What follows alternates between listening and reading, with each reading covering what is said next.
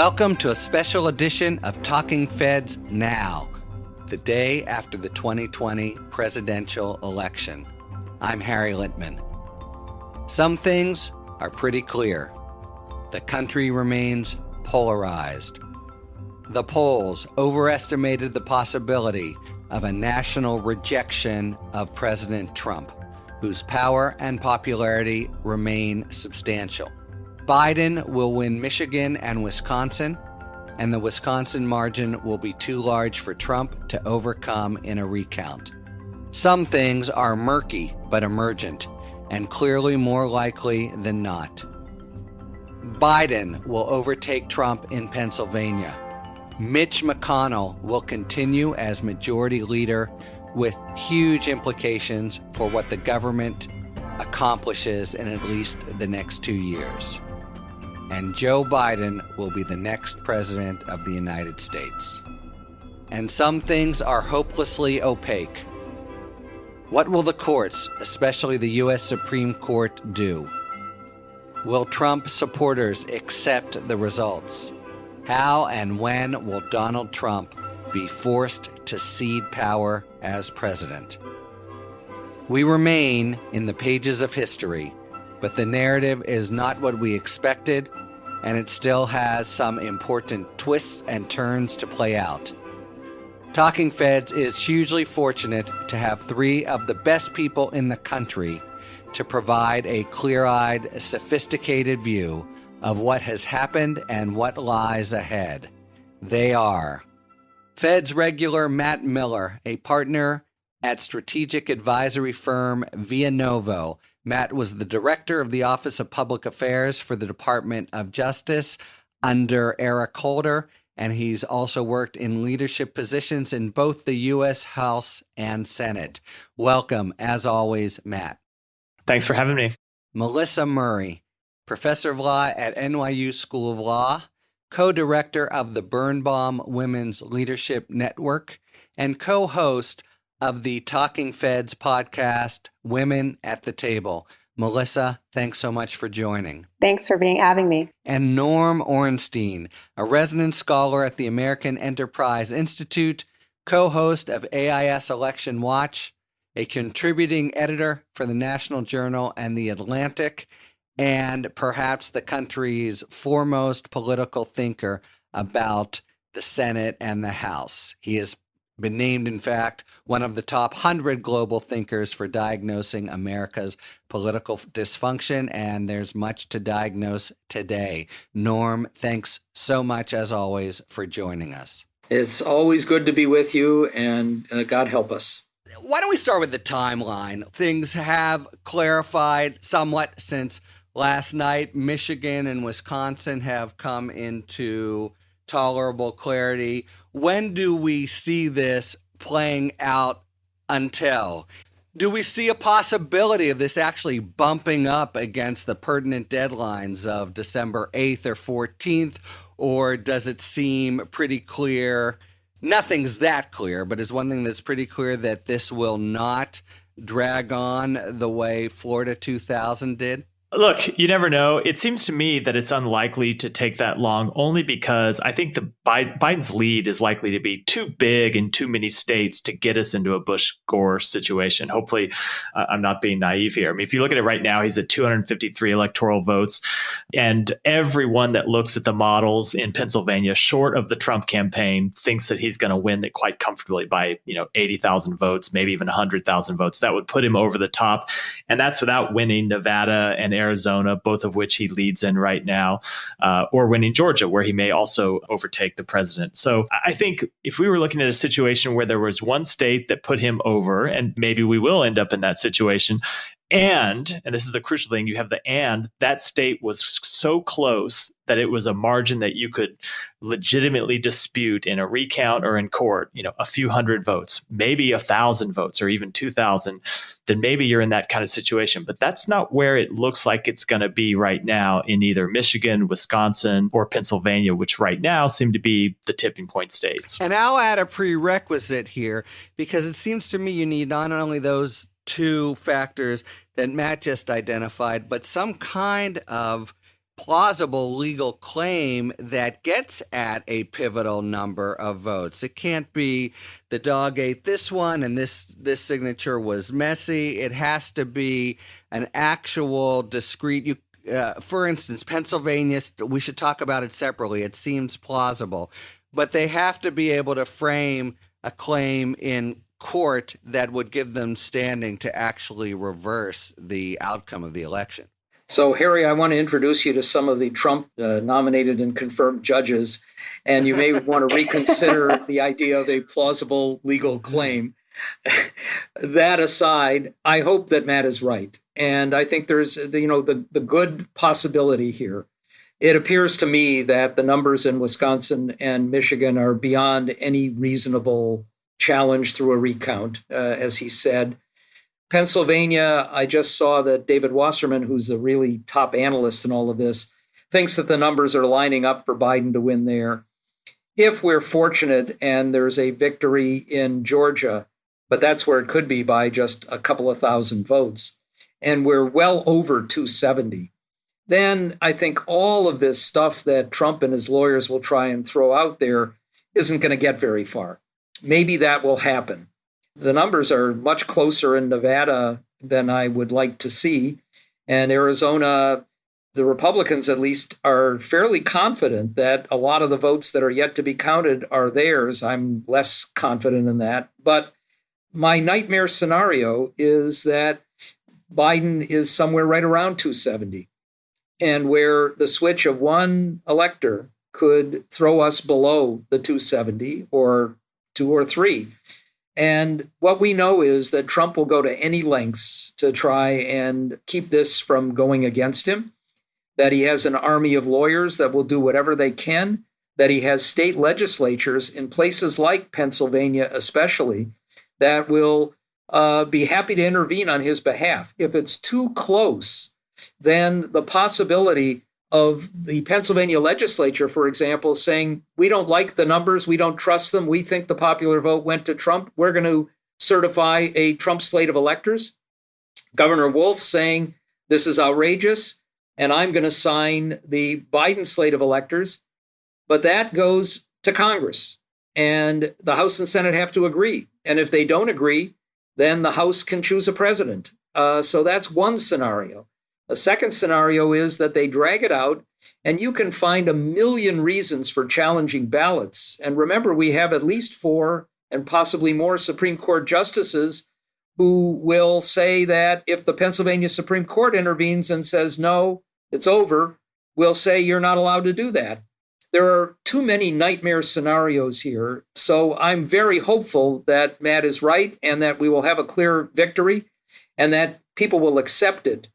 But I'm still nervous. I think that's actually the most interesting aspect of this. In 2000, with Bush v. Gore, regardless of how you felt about the outcome, I think everyone understood that once the Supreme Court rendered its decision and the election went to George W. Bush, everyone got on side. And I don't know that there is much of a possibility, given the nature of the electorate and how polarized it is at this point in time, that regardless of which way the Supreme Court went, if it got to the Supreme Court or if it got to the House of Representatives, if it was determined in some other way outside of the ordinary political process, I'm not sure that you would have the same acceptance of the outcome in the way that you did in 2000. I mean, for starters, you will not have President Trump making the kind of statement, the patriotic statement, ultimately, that Al Gore made, saying that that's our system and how it works.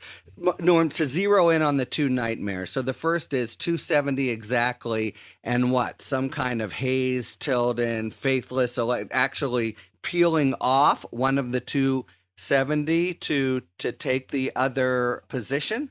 Yeah, and, there are a number of states that have laws that automatically fire an elector who casts a vote for the wrong candidate and replaces that elector with somebody who does the right thing. But there are plenty of states that don't, and where the penalty, the Supreme Court, as we know, ruled on faithless electors very recently and said that states could keep them from acting that way. The problem is states where the penalty for being faithless is like $1,000 fine. Well, you think that will be Trump a deterrence? might cover it. Here? He'll say he will, and then he'll stiff him. He doesn't have Michael Cohen to write the check for him anymore, but somebody else could. Do they overlap with the big states in play? Doesn't matter where they're from. If anyone, anywhere, of course, right, does it. So that's a potential problem here. And, we don't need to go deep into the history. With Hayes-Tilden won a clear majority of the popular vote, appeared to have won electors, and 20 electors in the South, the legislatures basically fuzzed it up and created the controversy that had to be settled by Congress. They actually created a commission to try and deal with it. And the commission, in the end, by a partisan vote, actually cut a deal, which is basically why we had Jim Crow, because the deal was that they let the Republican become president, but the Democrats could control the laws in the South. Yeah. So this is not an analogy we want to bring to the present day. I mean, the resemblance between where we are now and Reconstruction seem more and more telling. But just to zero in, this, in fact, assuming Governor Wolf, as I think is a safe assumption, opposes what the Pennsylvania legislature tries to do, this nightmare gets resolved in the U.S. House of Representatives, correct? Yes. And in the House of Representatives, they vote, as the Constitution says, by state. It takes a majority of states. That means 26. And we had some hopes going into this election that if we got a really good outcome, and we still had issues, that the 26th state that Republicans now have, they have 26 majorities, might go away, that possibly Democrats could win the House seat in Montana or the Florida 15th congressional district. Republicans have more than 26 state delegations. All right. So that's a fair enough nightmare. And so this is implicit in what you said, but to say the House decides doesn't mean that each representative casts a vote, but rather each delegation. All right. And now nightmare 2 had to do with just stringing this along Bush v. Gore style until it's really bumping up against the, pertinent deadlines, letting the, some other actor try to play a pivotal role. Now, it sounds to me, first, I want to acknowledge what you're saying, which is this is if it's razor thin and you're not predicting it exactly, but you're pointing out how it could happen. But on this actually dragging us into December, because as I look at each state, I don't see it really happening that way. I don't see they're going to have any purchase with trying to get a recount, for instance, in Wisconsin. And so I think each of the other states, plays out within a week. But you're positing that then Republicans come in, start suing like crazy, and that somehow is able to extend things as happened to Al Franken and Norm Coleman. Yeah, and, it actually takes us back again to Hayes-Tilden, because it was the aftermath of that Congress passed the Electoral Count Act to try and create procedures to deal with a controversy of this sort. And that's what set these so-called safe harbor dates when the states have to certify their electors, this year, December 8th, and when they electors meet in their various states, which is December 14th. Recognizing that we could end up with a controversy, both the House and Senate had bipartisan bills introduced to extend these dates, just in case. And in the Senate, it was Rob Portman and Dick Durbin. Mitch McConnell refused to bring the bill up. And I doubt they'll do anything now. And, the danger is, and as we saw happen with the Minnesota recount, it took until July, with a much smaller number of votes under contest, to resolve it because of court challenges, finally resolved by the Minnesota Supreme Court.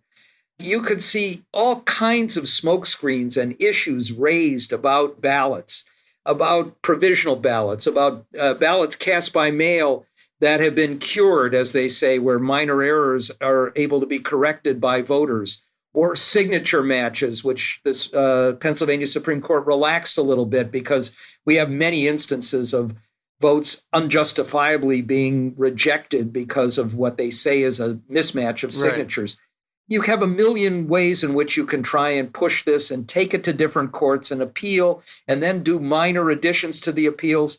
That isn't going to happen if we're way over 270. But if it comes down to Pennsylvania, watch out.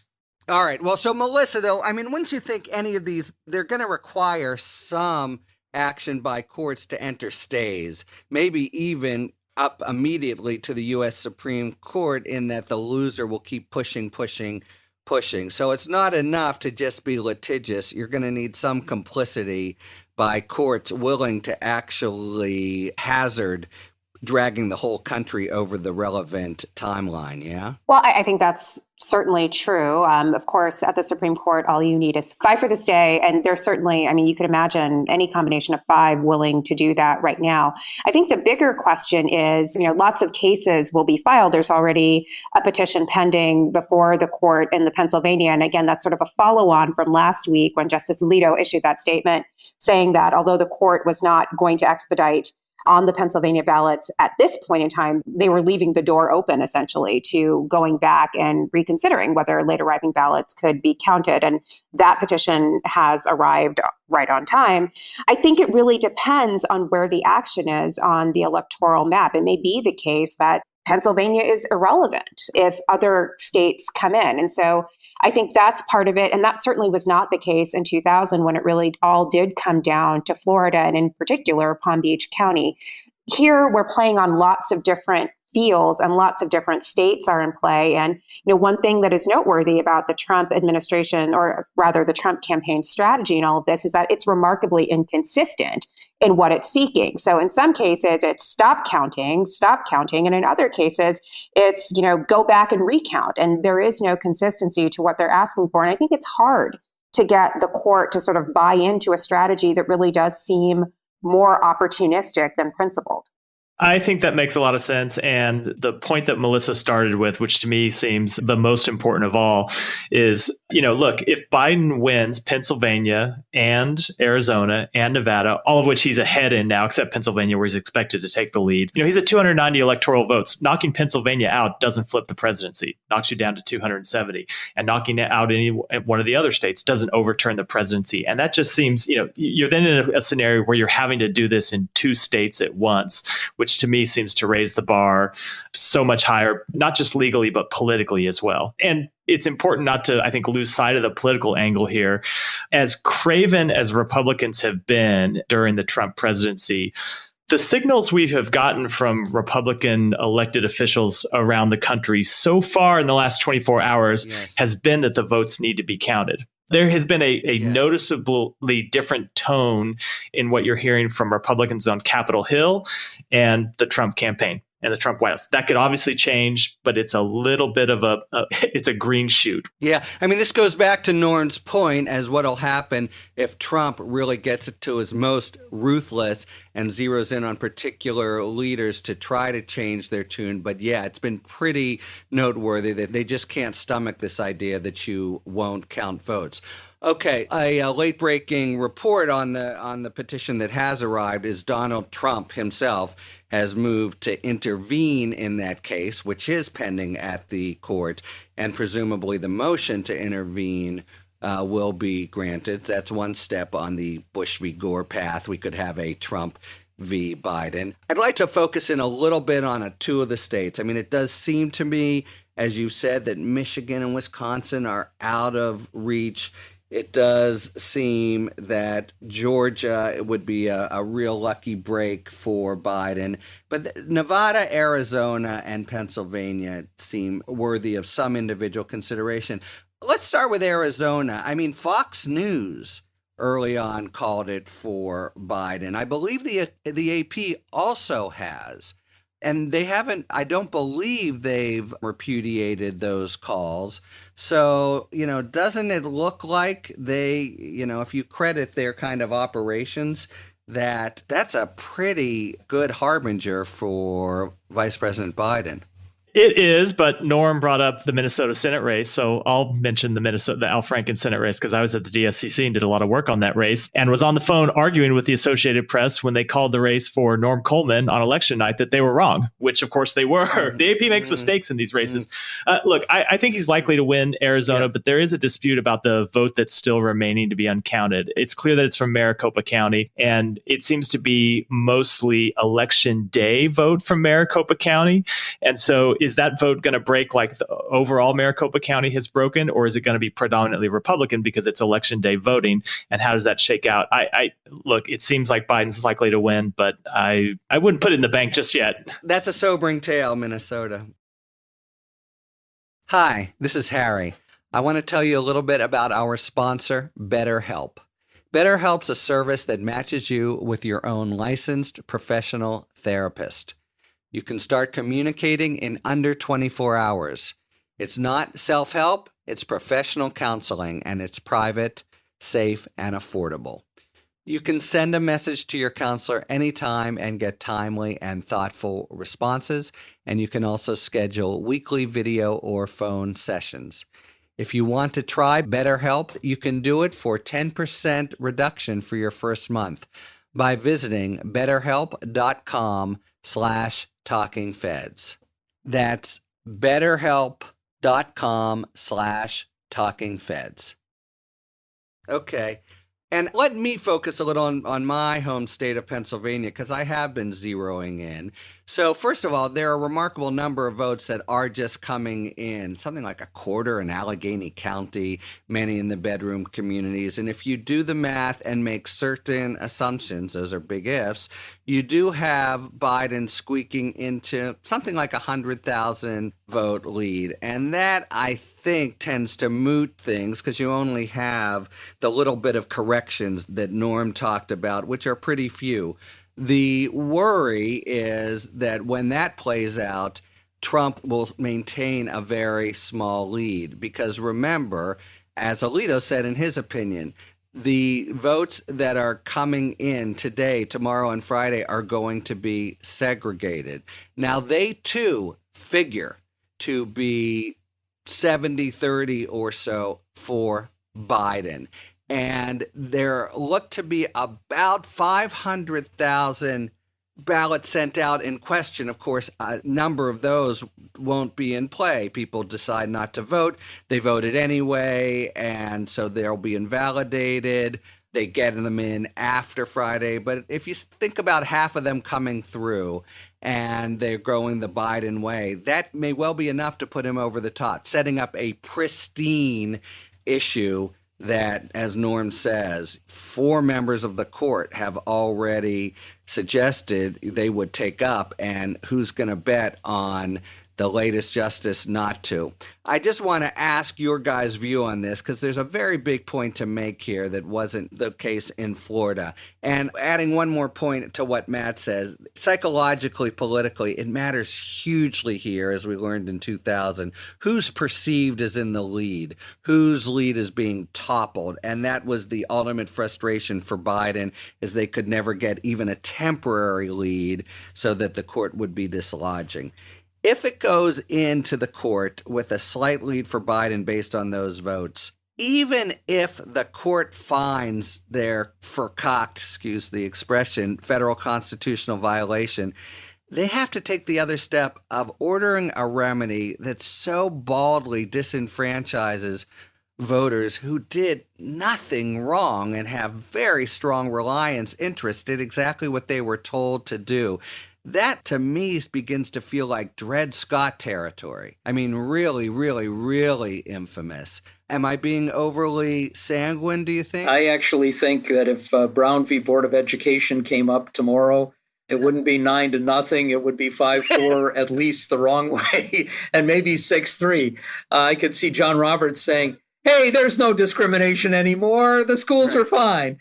So I'm a little more concerned about that. I do think Matt has a very good point that if Arizona and Nevada end up the way we expect and hope they will, and if Pennsylvania shows Biden with a lead, at that point, he's got 290 electoral votes. That's different than having 270. And it changes the psychology here. And whatever Trump tried to do, I think it would create a much larger barrier for other pernicious actors trying to intervene. But if the Pennsylvania result is for Biden, but by 7,000 votes, then we're in a very different territory because they will challenge every single ballot. In Michigan now, it appears to me that Biden is going to have a lead of like 100,000 before this is done. Nothing's going to happen there. I don't see anything happening in Wisconsin. Even 20,000 is just not going to be overturned by a recount, and they don't have enough disputed ballots. That's where winning by enough of a margin in Pennsylvania would make a big difference as well. So this is critical now. And I would just say one thing to your larger point too, Harry, which is what I find so dispiriting and so discouraging with rulings by courts around the country and with the attitude of the Supreme Court is that the sanctity of the vote, the idea that the vote is something important and sacred, is the cornerstone of our political system and of a democracy. They don't care about the idea that you'll take some phony excuse of voter fraud that might involve 12 people and use it to disenfranchise 100,000 or 1 million people, and that courts, we have judges who will do that without a second's thought, is one of the most disturbing elements as we look to the future about where the country goes. And, I keep coming back to the Shelby County decision, which I think was just so outrageous. And that John Roberts basically said, hey, we don't have a problem anymore.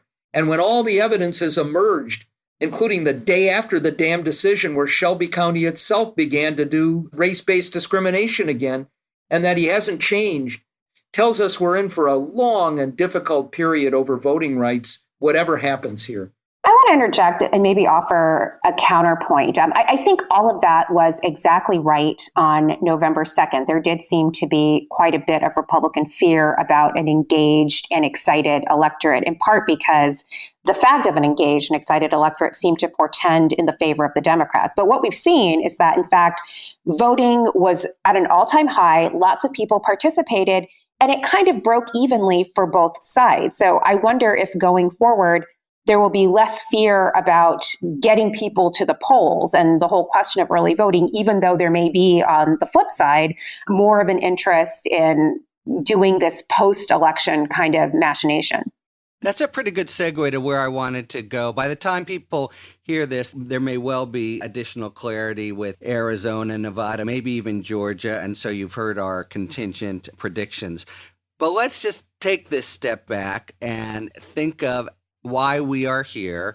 It just as Melissa says, there was a sense, especially among Democrats, an anticipation and excitement of a repudiation of the Trump tenure that we got to say didn't happen, right? The overall balance of proof is that we continue to be polarized, a little bit less now, more Biden properly bet on the so-called blue wall coming back. But we're talking about really dispiriting levels of support for Trump throughout the country. What's your sense of, first, why it happened, why the polls again were off, not as dramatically, but again? And second, what is going on in the national mood?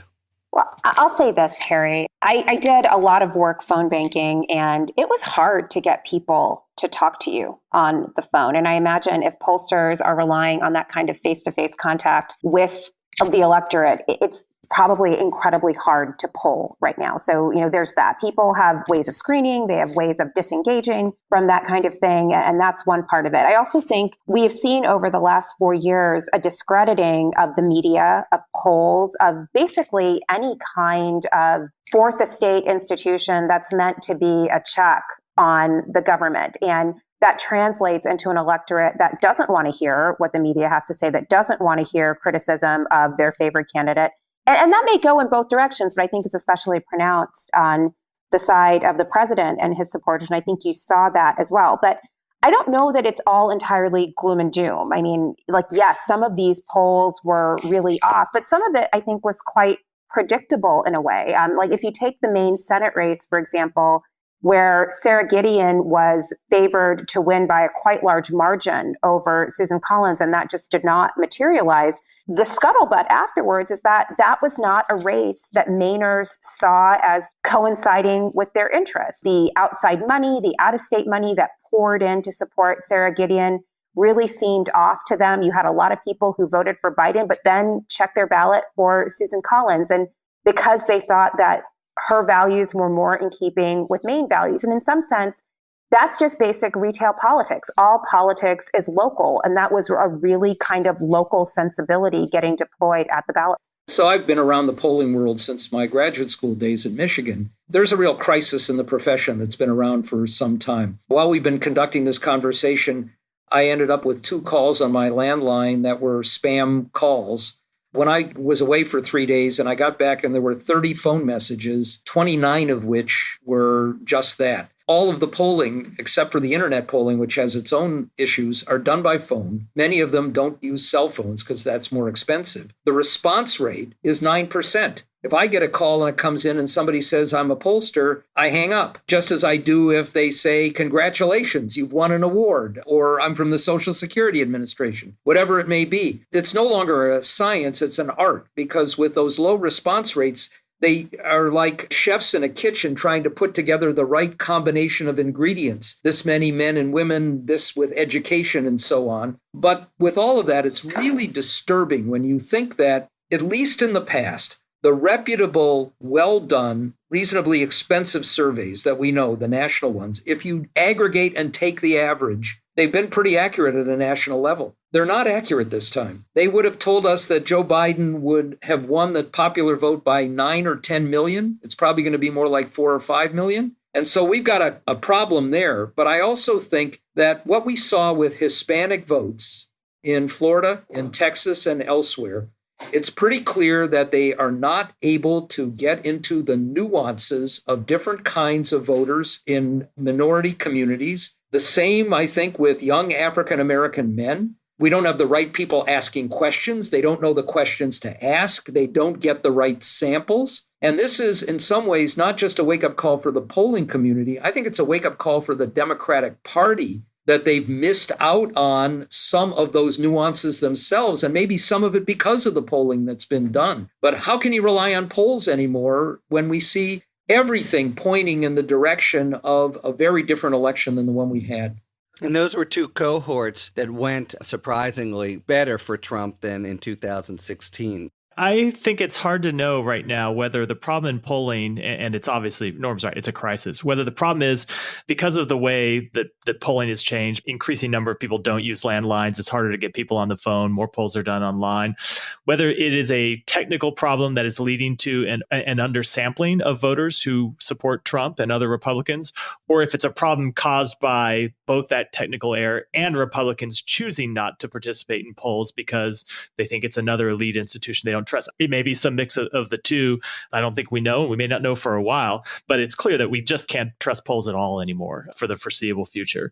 To the bigger question about the president being stronger than we all expected, I think that's obviously true. I think it says a lot of things about the country, some of them very uncomfortable. I also think, though, it says things about Donald Trump that I'll put all of us kind of in the category of what people would call elites don't like to recognize, and that he is a much stronger candidate than we give him credit for. His sort of mix of bombast and arrogance and faux machismo is something that's attractive to a lot of people. And I think it's attractive to not just white voters, but it's attractive to some Hispanic voters and some Black voters. And I say that about his unique strength as a candidate because I think that's key to answering the question about what happens when Donald Trump is gone and how long does Trumpism survive. I think clearly Trumpism is around for a long time.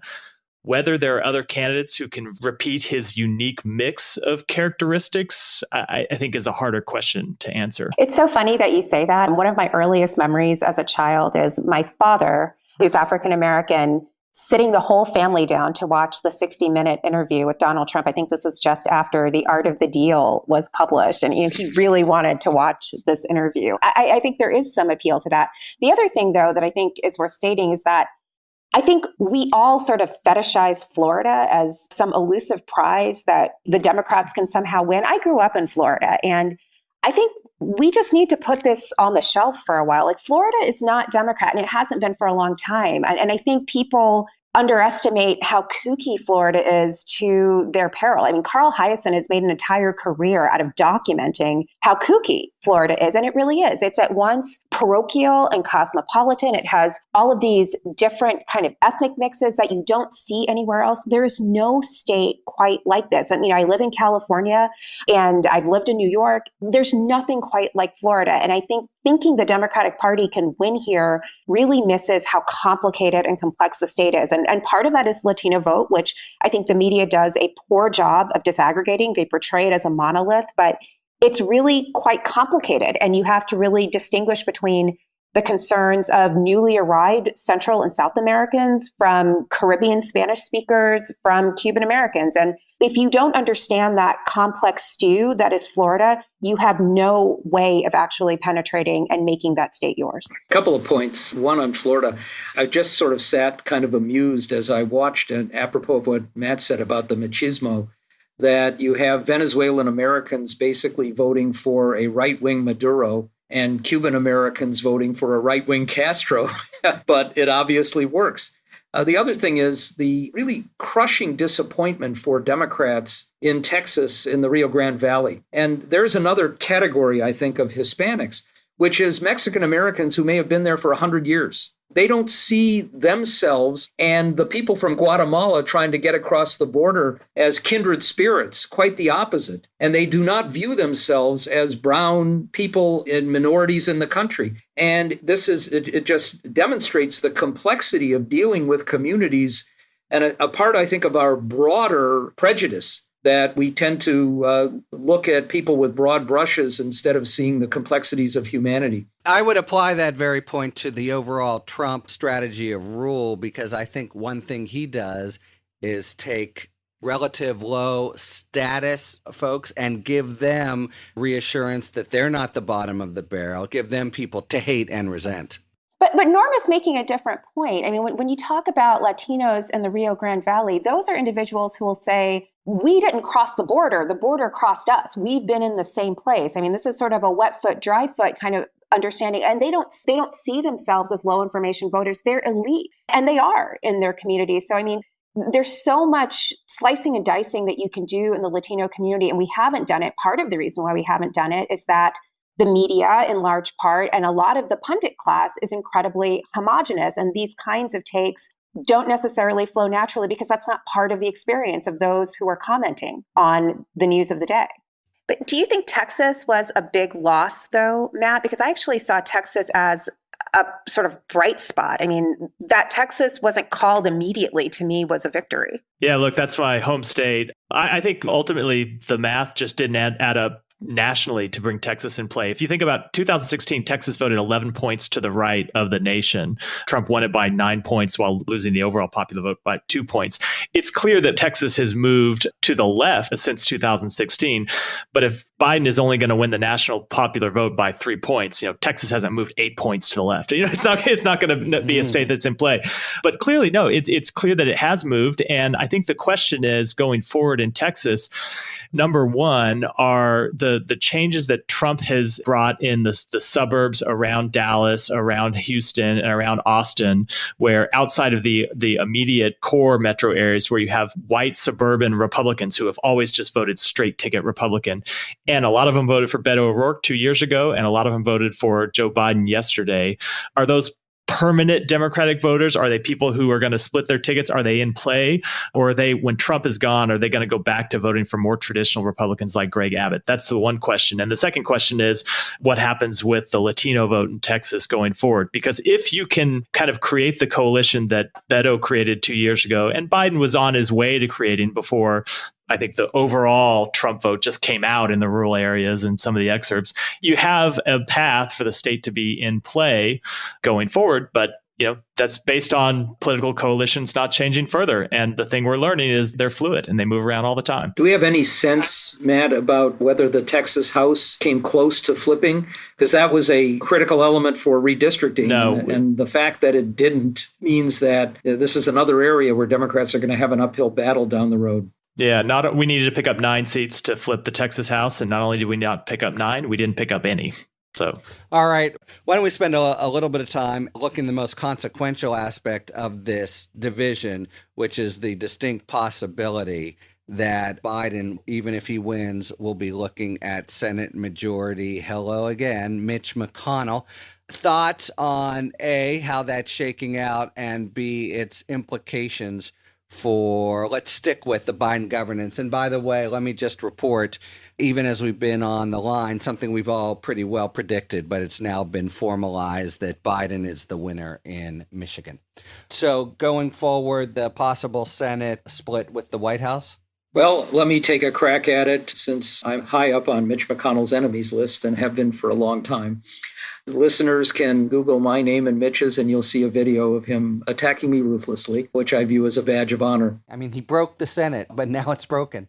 It's going to be very difficult. And despite Joe Biden believing that if he won, there would be an epiphany and a large number of Senate Republicans would want to work with him, you could look at 3. Mitt Romney, Lisa Murkowski, Susan Collins, who will be open to doing some things. But I remember back in 2009 when we had the urgent need to do an economic stimulus and recovery package, the only hope of breaking the filibuster there was getting 3 Republicans, Susan Collins, Olympia Snow, and Arlen Specter. And they did cut a deal, but the deal watered it down terribly, took out many things that would have been stimulus.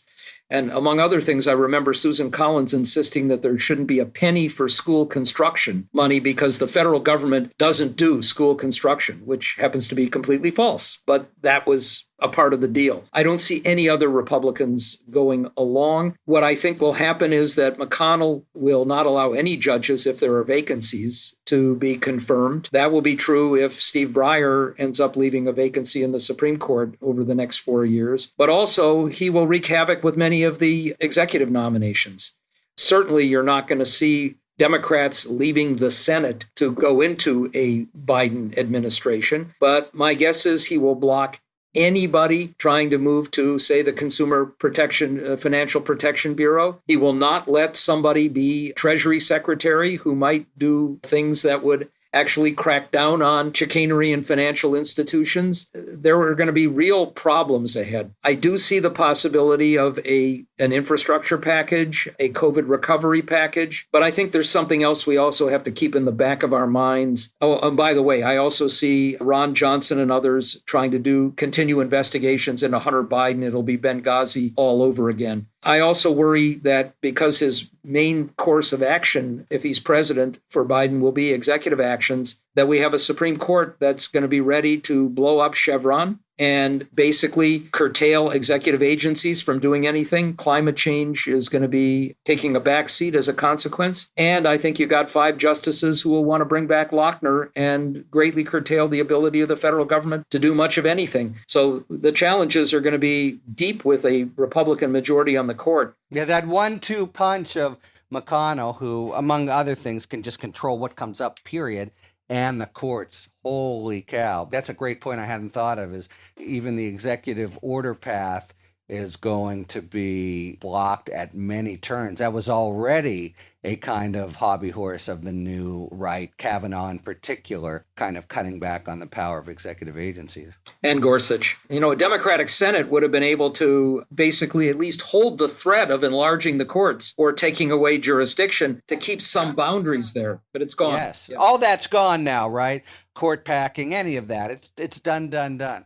And you actually see that, he has shown himself to be completely brazen and shameless. It could well be that literally there are 0 judicial appointments. You see that as a concrete possibility? Yes, I do. Matt, you're shaking your head. Yeah, look, I mean, Norm said exactly what my thoughts were. I mean, all the big progressive legislation that you might want on climate change, on immigration, all completely off the table. There may be things that Biden can work with McConnell on. They do have a personal relationship that counts for something, but it is things like a COVID bill. It's not big progressive legislation. It's things like funding the government and keeping the government running year after year. As a serious policy agenda, the Biden administration is somewhat crippled from day one because of what can happen in the courts.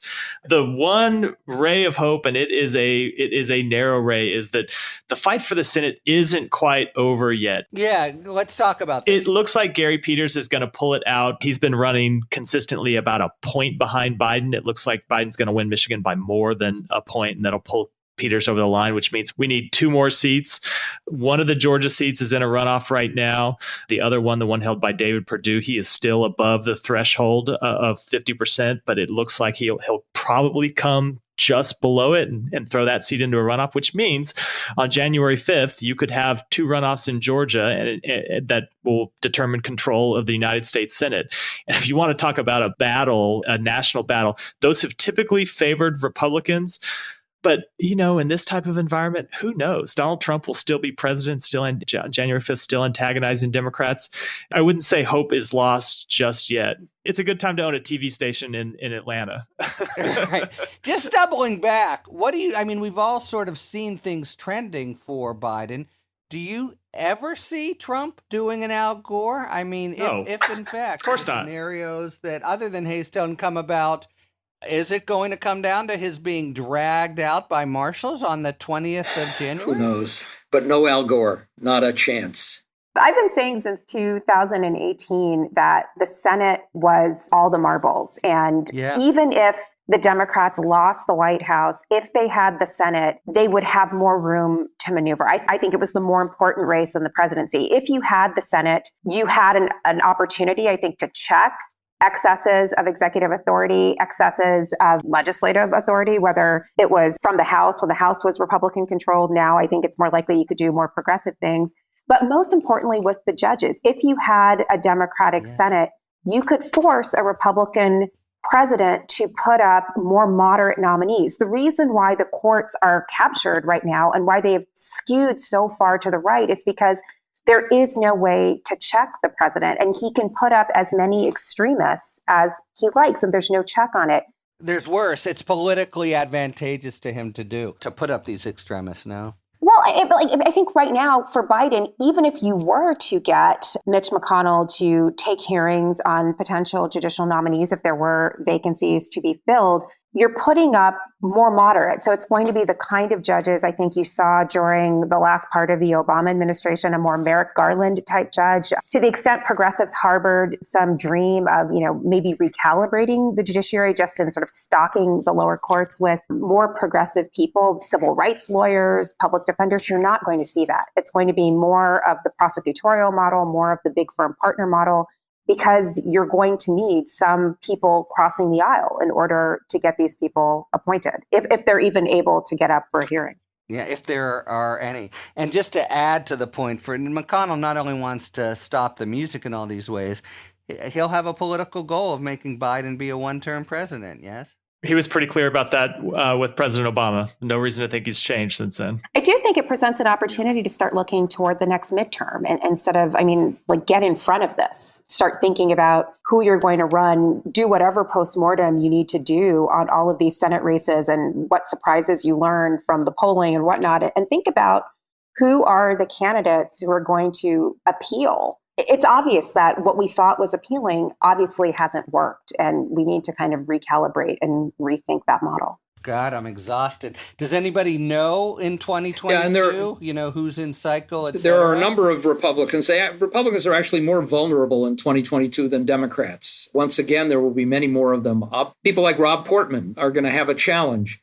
The challenge, we face a double challenge, though, looking at this in the short run and even over the longer run. What we saw with this election is how powerful tribalism is. You had people voting Republican as much because they didn't want these evil people on the other side to win as because of their embrace of their own people. That a Joni Ernst could go on a debate and not know the price of commodities and still win handily tells you that. And of course, what we saw was more straight ticket voting than we imagined. And we thought that might be the case and that would help Biden because Republicans were going to vote for him. But instead, it helped Republicans. And I worry about that even in 2022 in a state like Ohio. But the second challenge is, and I'll repeat something I think I used in one of our earlier conversations, By 2040, 70% of Americans are going to live in 15 states. And that means that 30% of Americans will elect 70 of the United States senators. And they are not representative of the diversity of the country or the economic dynamism of the country. And we're going to see an increasing level of a sense of illegitimacy from the majority in the country that votes don't matter. And getting people to vote in 2022, after everybody went to these enormous lengths with this great enthusiasm to bring about a change, and it didn't happen. Getting enthusiasm up for a midterm is always difficult. Barack Obama could certainly tell you that. So could Bill Clinton. The challenge for Democrats is going to be in a demoralized setting because they've been thwarted in every fashion, or for independents, that you've got to bring about this change. And we can only hope in some senses that Mitch McConnell overplays his hand, creates a backlash. But, this is tough. But it's tough because of the messaging. We've never been great at making the case for why courts matter. And if you can't say why courts matter, you can't then explain why the Senate matters.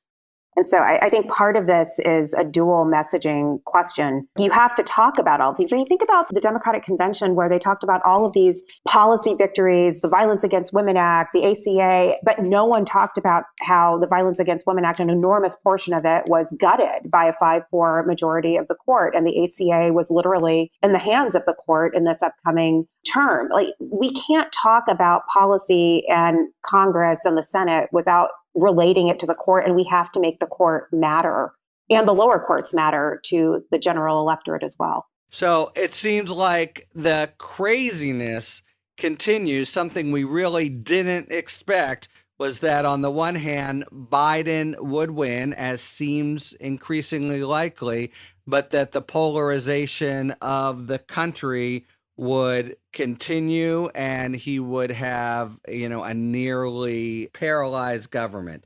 All that said, if that's what we've inherited, I don't want to bury the headline.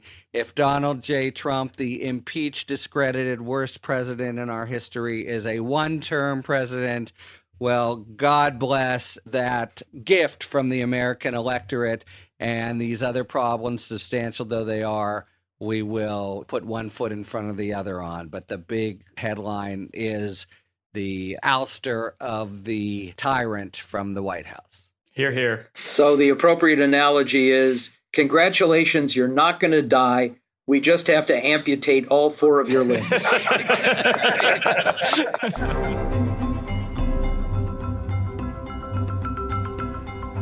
Thank you very much to Matt, Melissa, and Norm, particularly for reporting for duty on such short notice. And thank you very much, listeners, for tuning in to Talking Feds. If you like what you've heard, please tell a friend to subscribe to us on Apple Podcasts or wherever they get their podcasts. And please take a moment to rate and review this podcast. You can follow us on Twitter at Talking Feds Pod to find out about future episodes and other Feds-related content. You can check us out on the web, talkingfeds.com, where we have full episode transcripts. And you can look to see our latest offerings on Patreon, where we post discussions about special topics exclusively for supporters. Submit your questions to questions@talkingfeds.com, whether it's for 5 words or fewer, or general questions about the inner workings of the legal system for our sidebar segments. Thanks for tuning in. And don't worry, as long as you need answers, the Feds will keep talking. Talking Feds is produced by Jennifer Bassett and Rebecca Lopatin. Our editor is Justin Wright. David Lieberman and Rosie Dawn Griffin are our contributing writers. Production assistance by Matt McArdle. Our consulting producer is Andrea Carla Michaels. Our gratitude, as always, to the amazing Philip Glass, who graciously lets us use his music. Talking Feds is a production of Delito LLC. I'm Harry Littman. See you next time.